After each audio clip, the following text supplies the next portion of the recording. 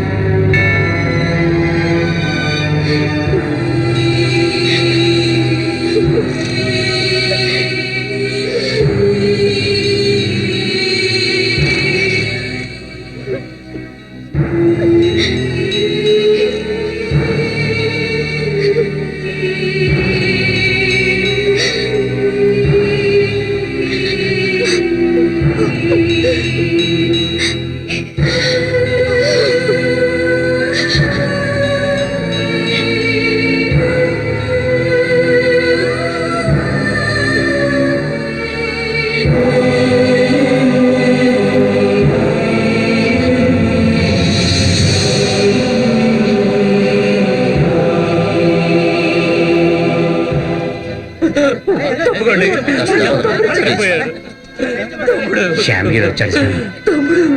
తమ్ముడు వదలండి, నన్ను చూడవండి. తమ్ముడు, నీకప్పుడే 100 ఏళ్ళు నిండిపోయాయా తమ్ముడు?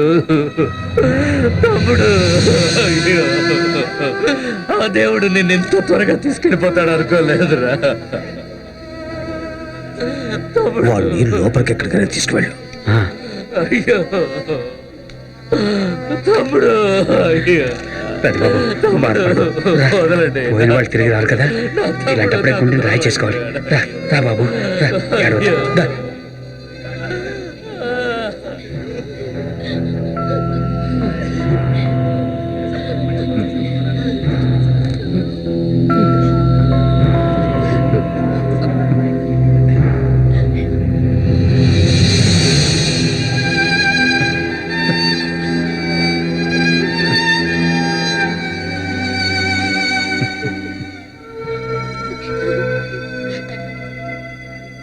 నేను సిటీలో లేను సార్, అందుకే లేట్ అయింది.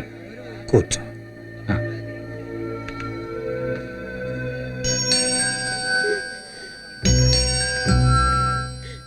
దాదా,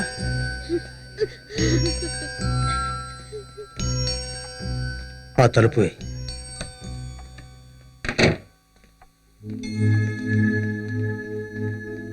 చూడు, అది తీసి అందులో చూడడానికి తీ. విస్కీ.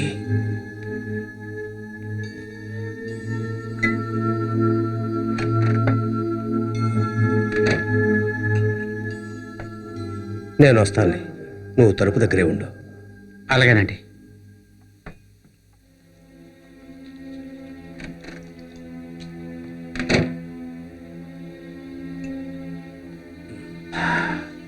నువ్వు పోసుకోలేదే? నాకొద్దు.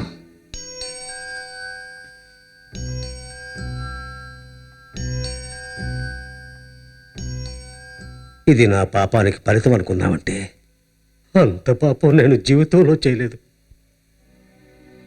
పదవిని కాపాడుకోవడం కోసం అందరు రాజకీయ నాయకుల్లాగే ఏదో చిన్న చిన్న గేమ్స్ అంతే. అయితే ఒక పెద్ద తప్పు కాదు, ఏ నికృష్టుడు చేయకూడని పని మీ నాన్నకు నేను చేశాను. మీ నాన్నను కాపాడడానికి కోర్టుకు వెళ్ళకపోవడమే చేసిన నేరం. చేసిన దానికి శిక్ష అనుభవించాలి కదా. ఆ దేవుడి న్యాయస్థానంలో శిక్ష ఇదే అనుకుంటాను.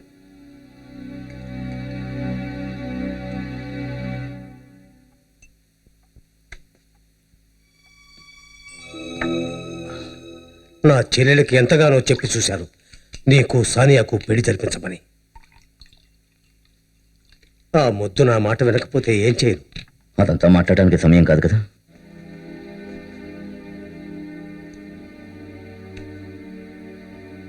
బన్నీ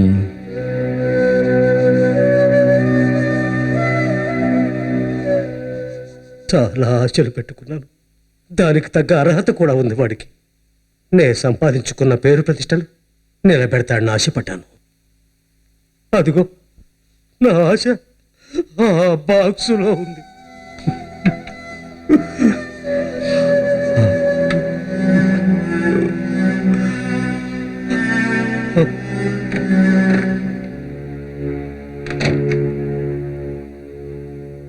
కన్నయ్య కన్నయ్య వచ్చాడండి. నేనే బయటకు వస్తానులే.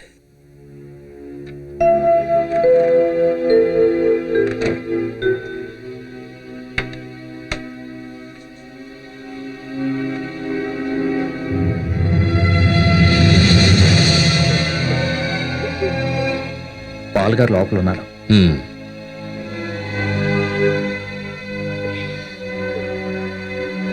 మీరింత తొందరగా వస్తారని నేను అనుకోలేదు. అవేం మాటలు ప్రసాద్ గారు. అయినా నేను హైదరాబాద్ నుంచి ఇక్కడికి రావడానికి ఎంతసేపు పడుతుంది? గ్రూప్ వేరే, పార్టీ వేరే కావచ్చు. అయితే నా రాజకీయ గురువు గారు పాల్ గారే కదా. ఆ విషయం మీరు మర్చిపోయినట్లున్నారు. నేనెంత పెద్దవాడినైనా ఆయన అడుగుజాడల్లో నడవాలి కదా. అదే న్యాయం కదా. అవునవును.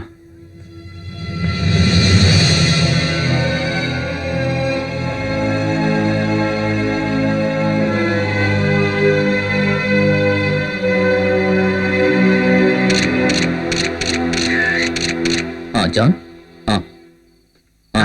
ఖచ్చితంగా ఇది ఉమా పని అయి అతను అనుకునే పని సాధించేంత వరకు అతనికి నిద్ర పట్టదు. ఎలాంటి పనులు చేయించడానికి ఎన్ని లక్షలు ఖర్చైనా అతను వెనుక ఆడ్డావు. అతను బుద్ధి ఎలాంటిది? అంత ధైర్యం ఉంటుందా ఉమా మహేష్కి? ఎంసీ పాల్ కొడుకునే మద్దతు చేయించేంత ధైర్యం ఉందా? I don't ఇదిగో think so. తీసుకో. మన జిల్లా ఎస్పీగా నువ్వే చెప్పు. చంపింది ఎవరు, చంపించింది ఎవరు?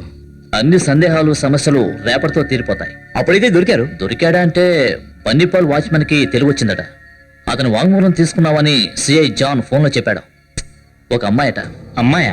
అదే సిటీ మెడికల్ కాలేజ్ స్టూడెంట్. తను నీకు తెలిసిన అమ్మాయే. అదే మీ మామగారు సెకండ్ సెటప్ పుట్టిందే ఓ అమ్మాయి, ఆశ. హరీషో? ఆ అమ్మాయి చంపిద్దా? లేదు, ఆమె చంపడానికి ఉపయోగించిన కత్తి అక్కడ దొరికింది. బందీపాల్ రక్తం మరకలు ఆ కత్తి మీద ఉన్నాయి. అంతకన్నా సాక్ష్యం ఇంకేం కావాలి? అయ్యో, 1 minute.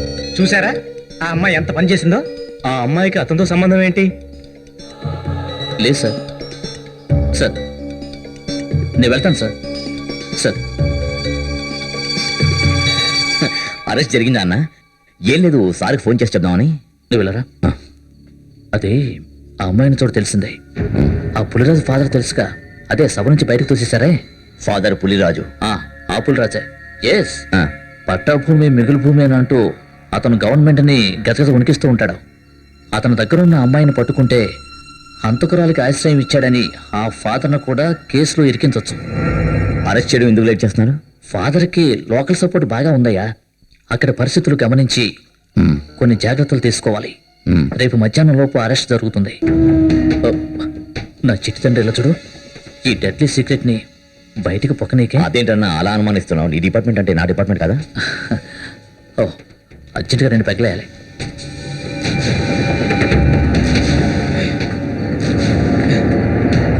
అన్నా, అబ్బుబకర్ విషయం చెప్పాడన్నా. మనం పొద్దునకి అక్కడ ఉండాలి. నేను ఇప్పుడు బయటకు వస్తే రాజగోపాల్ అనుమానం వస్తుంది.